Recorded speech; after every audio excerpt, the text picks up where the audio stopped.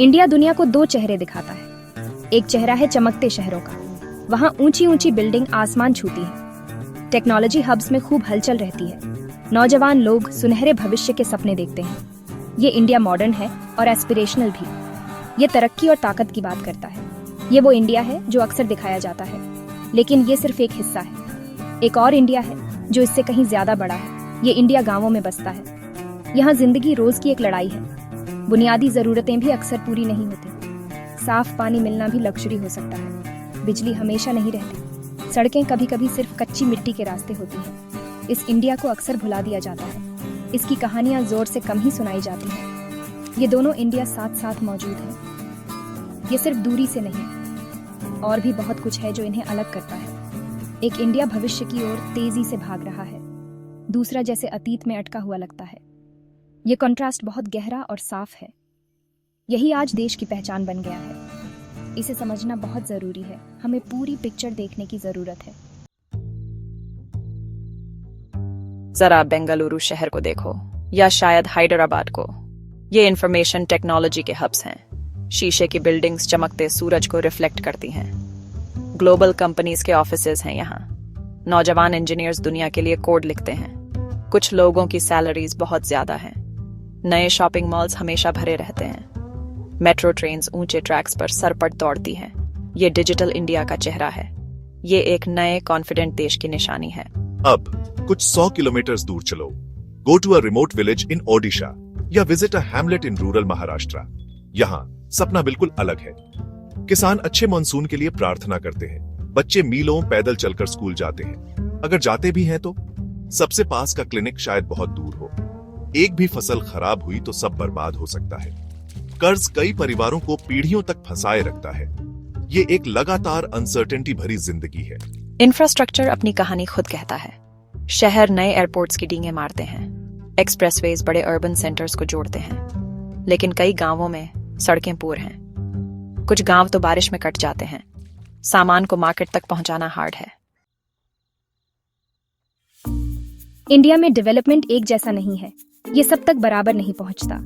कुछ स्टेट्स ज्यादा तेजी से आगे बढ़े हैं। स्टेट्स लाइक तमिलनाडु और केरला प्रोग्रेस दिखाते हैं। उनके सोशल इंडिकेटर्स बेहतर हैं। हेल्थ और एजुकेशन वहां ज्यादा एक्सेसिबल है। इंडस्ट्रीज इन रीजन्स में बढ़ी हैं। इससे पता चलता है कि प्रोग्रेस पॉसिबल है। लेकिन ये हर जगह केस नहीं है। डेवलपमेंट का रास्ता बहुत अनइवन है। दूसरे स्टेट्स बहुत पीछे रह गए हैं। Consider parts of Uttar Pradesh और बिहार। पॉवर्टी रेट्स यहाँ अक्सर हायर होती हैं। बेसिक सर्विसेज तक एक्सेस लिमिटेड है। इंफ्रास्ट्रक्चर डेवलपमेंट स्लो है। जॉब अपॉर्चुनिटीज बहुत स्केर्स हैं। इससे एक गहरा रीजनल इम्बैलेंस पैदा होता है। इन एरियाज के लोग खुद को पीछे छूटा हुआ महसूस करते हैं।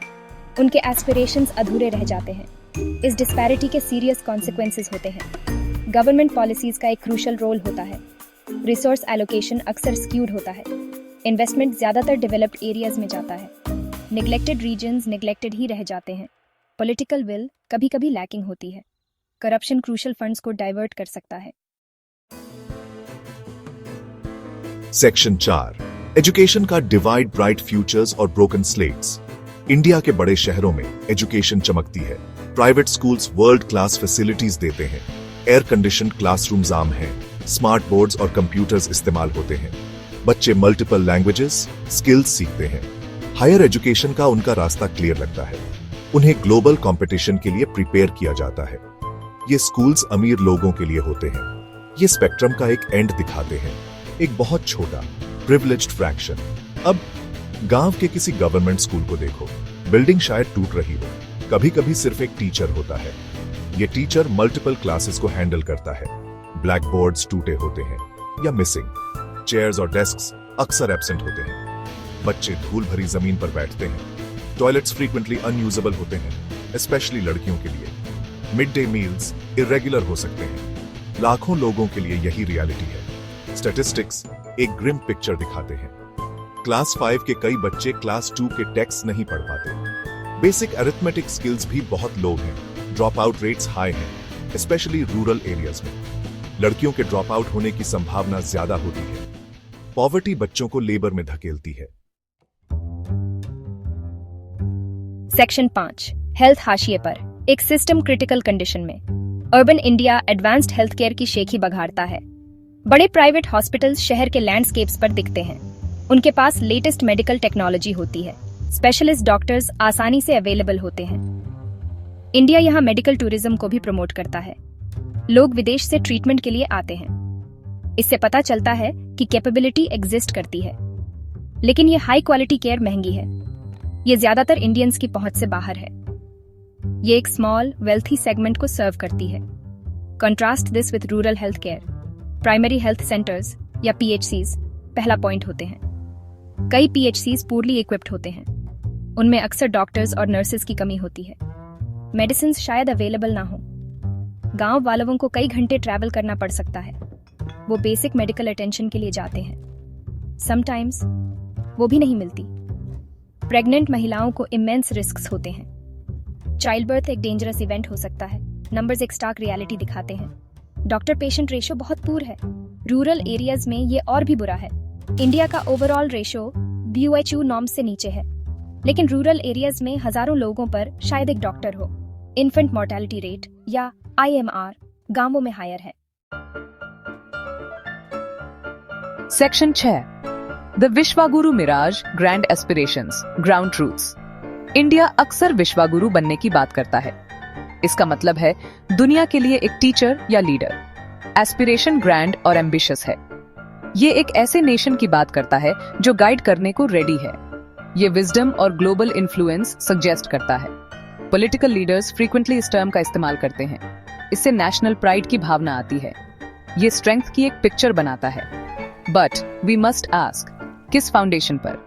इज दिस एस्पिरेशन रियलिटी पर बेस्ड है? कोई नेशन दुनिया का टीचर कैसे बन सकता है जब उसके मिलियंस लोग हंग्री हों? ग्लोबल हंगर इंडेक्स में इंडिया की रैंक वरीइंग है। कई बच्चे मैलन्यूट्रिशन से सफर करते हैं। स्टंटिंग और वेस्टिंग सीरियस इश्यूज हैं। पॉवर्टी अब भी एक लार्ज पॉपुलेशन को अफेक्ट करती है। कई लोगों को क्लीन ड्रिंकिंग वाटर नहीं मिलता। सैनिटेशन लाखों लोगों के लिए चैलेंज बना हुआ है। ये बेसिक ह्यूमन नीड्स हैं। एक ट्रू लीडर पहले अपनों का ख्याल रखता है। ट्रू ग्लोबल लीडरशिप सिर्फ इकोनॉमी के बारे में नहीं है।